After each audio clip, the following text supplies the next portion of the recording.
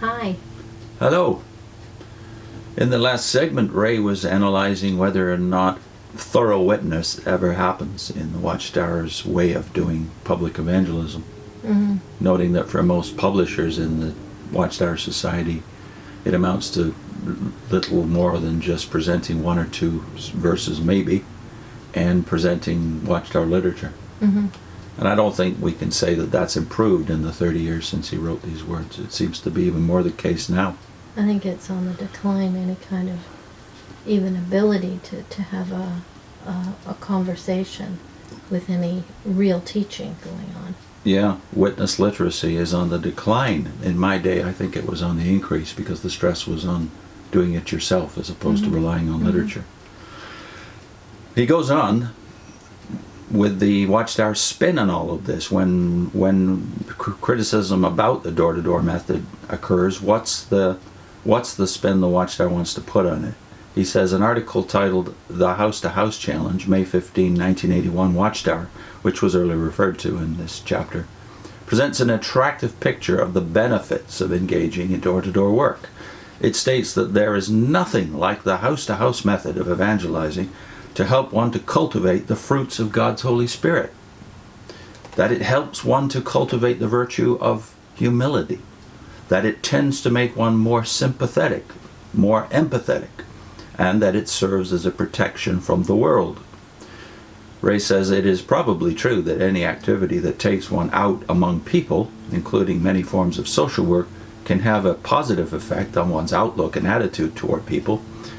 But the picture presented is more fancy than fact, and I believe that most witnesses who regularly rub shoulders with elders and pioneers and have contact with circuit and district overseers know that door-to-door work of itself does very, very little to make for better, more sympathetic people who manifest in notable degree love, patience, long-suffering, mildness, and other fruits of the Spirit.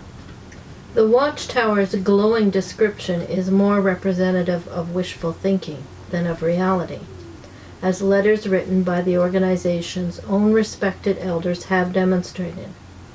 As to feelings of empathy, the very fact that witnesses are trained to think of the people they visit as worldlings and to discount any profession of spirituality on their part as not genuinely Christian, and to view only those few who respond as being sheep-like, certainly hinders any true empathetic feelings. Their interest in the people is largely a channeled interest, and their view one of tunnel vision.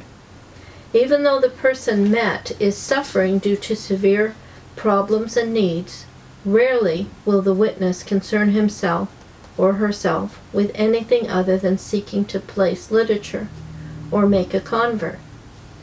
Where either of these things seem unlikely, most exemplify the course of the Levite and the priest of the parable. Few respond like the Good Samaritan. Similarly, with claims of the ability of door-to-door activity to nurture humility and the fruitage of the Spirit. During the years I served as branch overseer in the Caribbean, I saw a remarkable amount of tension and difficulties in the many missionary homes set up by the organization. It seemed a constant problem to attain any satisfactory degree of compatibility among many of these men and women who were called on to live together as small groups in the same house. We regularly made change after change, shifting persons from one missionary home to another in an effort to achieve an atmosphere of peace rather than dissension. In one part of the Caribbean where I served, the branch later set up a special home for certain of the missionaries who had served longest there. The reason was simply that they did not seem able to get along with others, with some in those homes where they were pleading for relief and saying that their lives were being made miserable by the attitudes and ways of these missionaries. In one South American country, to which I was sent as zone overseer, the one remaining missionary home was at the branch office building. The home was occupied by persons all of whom had spent decades in full-time service.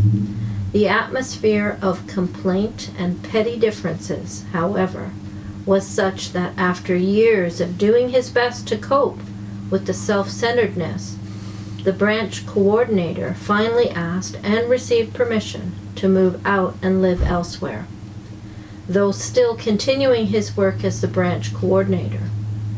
Yet in all the cases cited, these were people who were, or had been, daily spending 5 or more hours in witnessing, and much of this in the house-to-house evangelizing.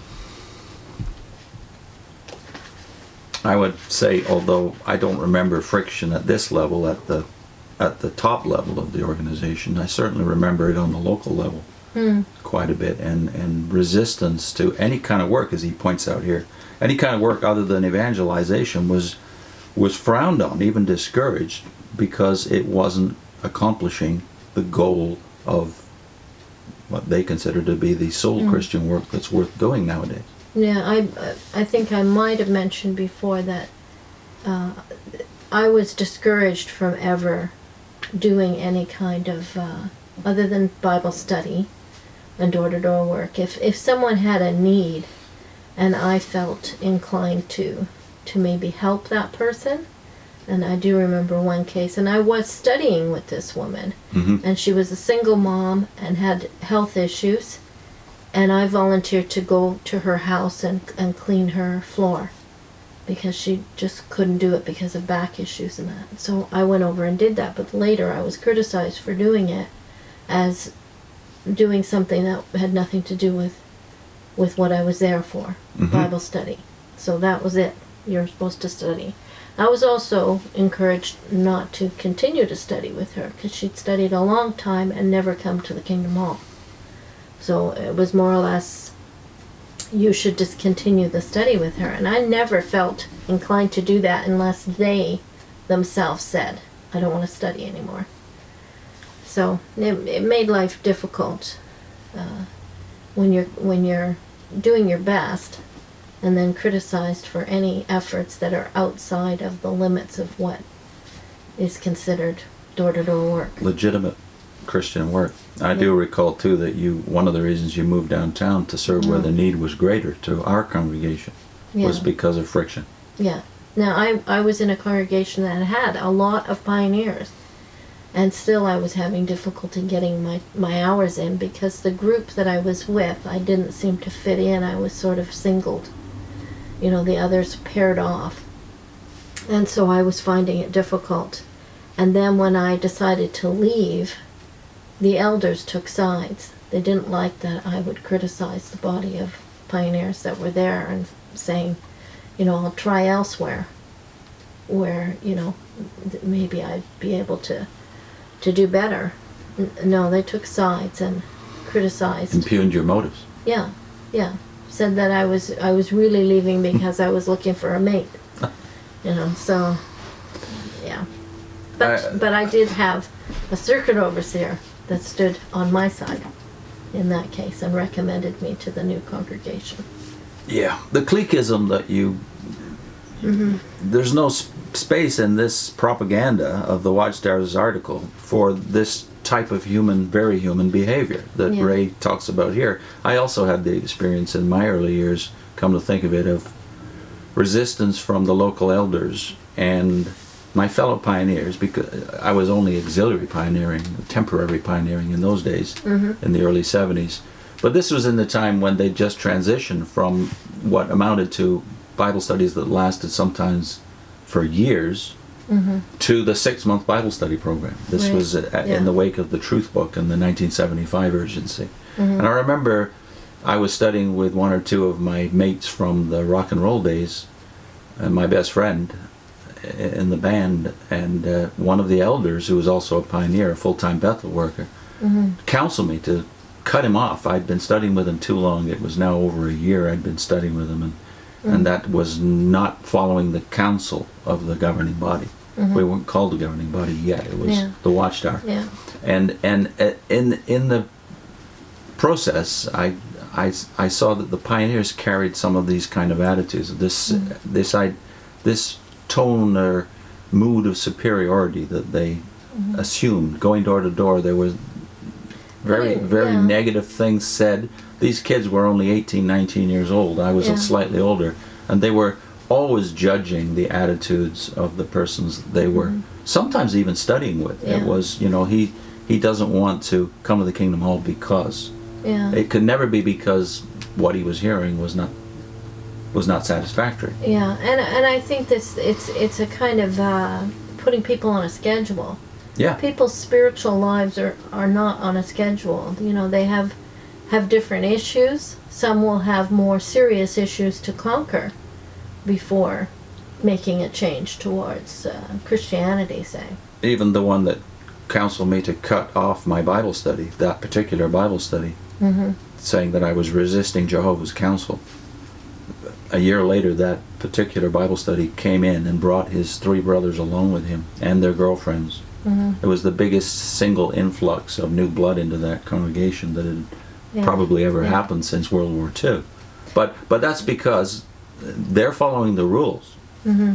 And yes, they're trying to be faithful to the rule book, but you have to modify the rules to suit the real human needs when people are struggling with drugs, with addictions to sex, with their education and their pressure from their family. You have to adjust the schedule to suit the individual situation. Yeah, you do have to give some consideration to their own pressures and lives. But I think even the idea of us being learning, say, the fruits of the spirits Yeah. through door-to-door work, the reverse really happens, because the longer you're a witness, the more confident you become and the more egotistical you kind of become, and you're encouraged by the Watchtower to not really listen to the people you're talking to. You're not there to dialogue with them. You're there to present the truth, and you're supposed to teach them. They're not supposed to teach you. Humility. So if you go into a conversation that way, not listening to people, you're not going to be humble. Empathetic. No, and you're not going to be empathetic. You're going to be disregarding anything they have to say, and they're going to know it. They're going to feel that. That's very bad apologetics. So this house-to-house challenge article, it turns out to be total propaganda. I think Ray's phrase is so appropriate. It's more fancy than fact about what benefits come from this work. And then there's of course, the issue far more obvious now after the 75 fiasco, which is, does it actually work to make disciples? We'll deal with that more in the next episode, along with this emphasis upon humility, which apparently goes right back to J.F. Rutherford.